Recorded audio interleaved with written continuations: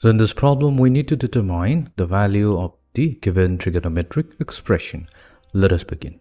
Here, in order to solve this problem, first let's observe each term.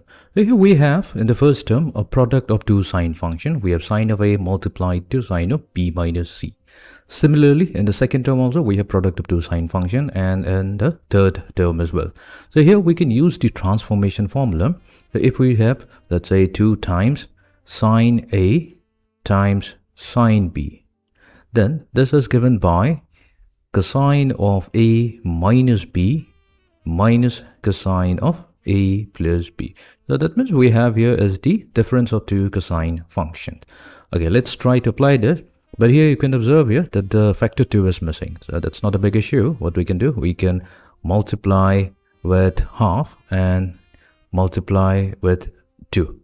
So that takes care of the factor 2. So we have 2 times sine A times sine B minus C plus 2 times sine of B times sine of C minus A plus 2 times sine of C times sine of A minus B. Fine. So let's work with that. Now we are going to apply this particular transformation formula. So here we have 2 times sine A times sine of B minus C. So that means we should get cosine of A minus of B minus C. So we should get A minus B plus C minus cosine of A plus B. So that means we have A plus B minus C. Then coming to the next term, we'll get cosine of B minus of C minus A. So we should get negative C plus A minus cosine of B plus C minus A. And then the third term, this is going to become cosine of C minus A plus B minus cosine of C plus A minus B. We know that we're considering a right angle triangle here. We know that the sum of the angles A plus B plus C, they all sum up to 180 degrees or pi radian.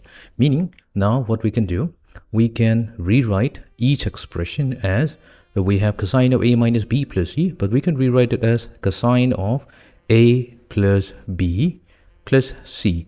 But here we have negative B, so we're going to subtract negative 2B from it.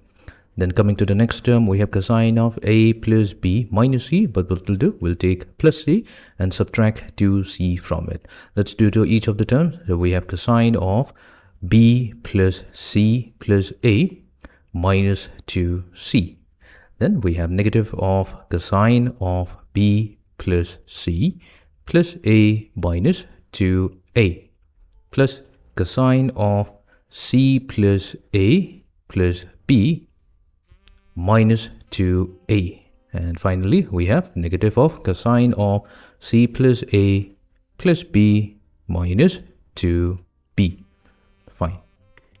Now let's substitute the value of A plus B plus C with pi. So we're going to get half times cosine of pi minus 2B minus cosine of pi minus 2C plus cosine of pi minus 2C. Then we have minus cosine of pi minus 2A plus cosine of pi minus 2A, and finally negative cosine of pi minus 2B. Now immediately we observe that all the terms within the parentheses cancel out, and that leaves us with half times 0, which is nothing but 0. So hence we have successfully showed that the value of the given trigonometric expression, so this is going to be equals to 0.